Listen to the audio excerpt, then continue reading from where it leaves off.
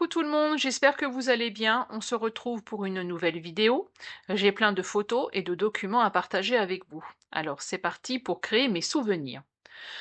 Pour commencer, j'avais écrit à la main les titres des photos, mais mon crayon n'a pas bien marché. Comme j'ai plein de planches de petits caractères autocollants, je me suis dit que ce serait beaucoup plus sympa de les utiliser. Félicitations pour Lucille et Françoise, elles ont gagné une carte Victorian Puzzle Purse. Je prépare vos jolis envois en espérant que la poste veuille bien les envoyer. Ensuite, j'ai repris ma page sur notre sortie cinéma et j'ai continué avec l'emballage pour créer une pochette dans laquelle je pourrais glisser mon ticket. J'avais envie d'y intégrer l'un de mes cadres notes, mais je me suis rappelé que j'avais créé des petites cartes qui s'ouvrent comme un livre. Sur la planche que j'ai créée, il y en avait deux. Un ovale et un rectangulaire. Je vais l'utiliser pour noter encore quelques informations et y coller la place de cinéma. Je trouve dommage de ne plus trouver les vrais tickets de cinéma.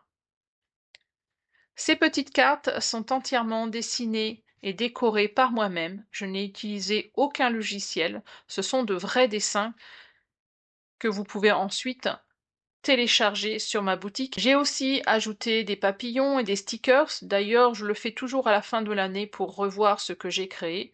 Et quelquefois, je rajoute des infos, mais cette fois-ci, j'ai fait différemment.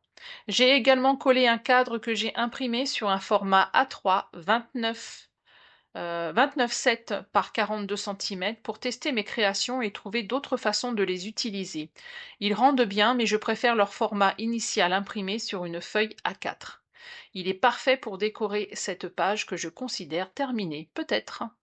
Après, j'ai ajouté ces petits cadres décorés que j'adore pour leur visuel. J'avais l'intention d'intégrer un texte de ma fille, mais le papier était trop grand et ne rendait pas bien sur cette page. Je pense que cet article du Ouest France sera idéal et je collerai d'autres documents par la suite. Passons maintenant à notre balade. Comme vous le savez, la Bretagne a été fortement touchée par les intempéries. La rivière au fond de notre jardin n'a jamais été aussi haute, et surtout le champ de la promenade du chien s'est transformé en lac. Un spectacle très impressionnant. Je compte beaucoup utiliser mes créations cette année. Elles sont simples, pratiques et apportent une touche de gaieté et de couleur pour mes pages, et je les crée au fur et à mesure que je crée mes pages. Donc, n'hésitez pas à aller voir sur ma boutique Scrap Sainte. Voici une page de notre voyage en Belgique. En vert, plus précisément, j'ai récupéré quelques petits souvenirs pour immortaliser ce week-end très rapide, comme une page de bloc-notes que l'on trouve dans les hôtels, des petits napperons en papier, un emballage de chocolat et deux couverts, puis des photos imprimées avec ma Canon Selfie. Pour commencer, j'ai trouvé un cadre-notes rectangulaire qui s'intègre parfaitement pour le haut de la page, avec une photo résumant tout ce que nous avons visité de l'extérieur. J'avais aussi du papier peint bordure que j'ai imprimé en format A4. Les fleurs sont tellement belles que je les ai utilisées comme fond de page. Elle s'harmonise à merveille avec la page Studio de mer et le craft que j'ai peint avec ma plaque Gelly.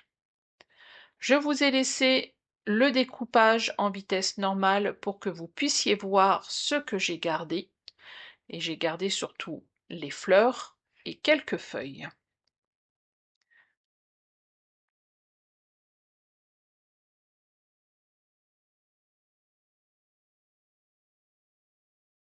Alors je vais comment dire, ce papier peint bordure, je vais le faire dépasser, je vais le positionner sur les deux pages. Ce petit napperon en bas à gauche en papier aura également sa place ici.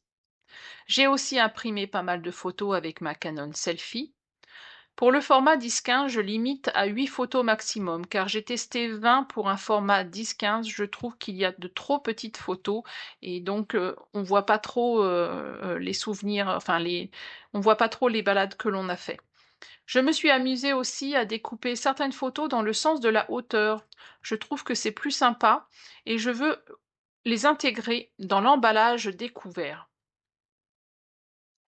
Pour éviter que les photos ne tombent au fond de cet emballage, j'ai agrafé l'emballage du chocolat à une certaine hauteur, ce qui permet aux photos de dépasser et de les prendre facilement. J'adore recycler certains emballages, cela donne une autre dimension aux journaux.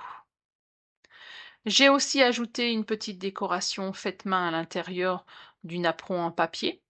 Je crois que j'ai changé par la suite, j'ai dû mettre un cadre un peu plus grand que j'ai créé aussi avec, alors je sais plus s'il est avec le cadre, avec les cadres notes, ah je ne sais plus. En tout cas, vous pouvez les trouver sur les planches que j'ai créées. Alors pour coller mes photos, j'utilise toujours du scotch double face. Des fois, ça m'arrive de les coller avec de la colle bâton, mais j'ai peur que dans le temps, elles ne tiennent pas.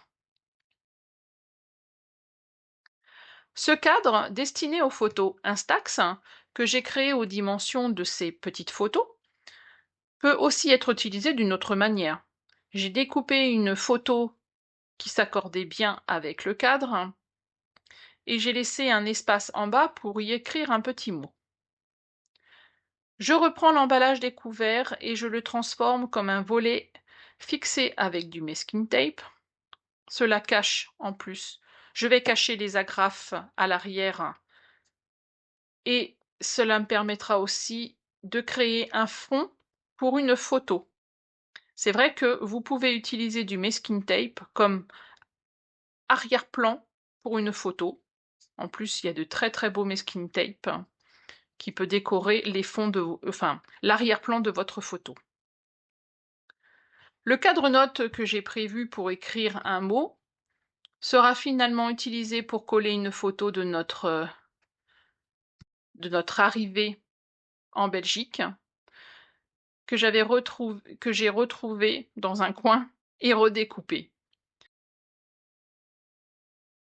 J'ai récupéré une feuille du carnet de l'hôtel et je vais y écrire mes informations plus tard. Et ensuite, je le rangerai dans l'emballage découvert.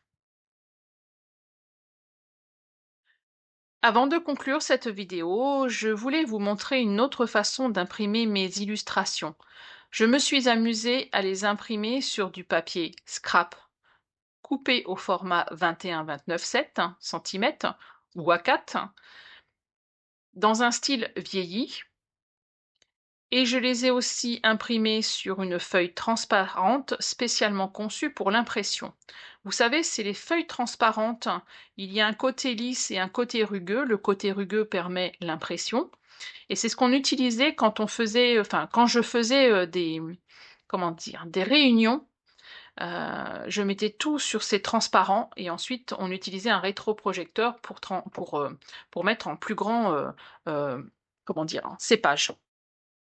C'est une autre façon aussi d'utiliser et je trouve que avoir des cadres transparents aussi permet, je trouve ça sympa. Enfin, regardez la vidéo et vous allez comprendre pourquoi. Un grand merci à Lucille et Françoise pour leur soutien dans mes créations. Merci également à vous pour vos encouragements et vos commentaires qui me motivent énormément. Merci, Lucille et Françoise. Je vais reprendre les vidéos de mon junk journal Halloween, spécialement pour Sylvie, qui me demandait de faire une vidéo sur le processus de construction d'un livre. Alors, il y aura plusieurs vidéos, parce que le processus est quand même long et je ne pouvais pas forcément mettre en vitesse rapide. Donc, il y en a peut-être 2 ou 3 vidéos. Alors, n'oubliez, si vous voulez vraiment créer un livre comme je fais, n'oubliez pas de regarder la première vidéo de ce junk journal Halloween. Elle apparaîtra en icône à la fin de cette vidéo. À vous de jouer maintenant. Merci d'avoir pris le temps de regarder cette vidéo. J'espère qu'elle vous a inspiré pour créer vos propres pages. Voici un aperçu des pages terminées. J'espère qu'elles vous plaisent. Merci encore. Je vous souhaite une très très belle journée et à bientôt pour de nouvelles aventures. Bye bye!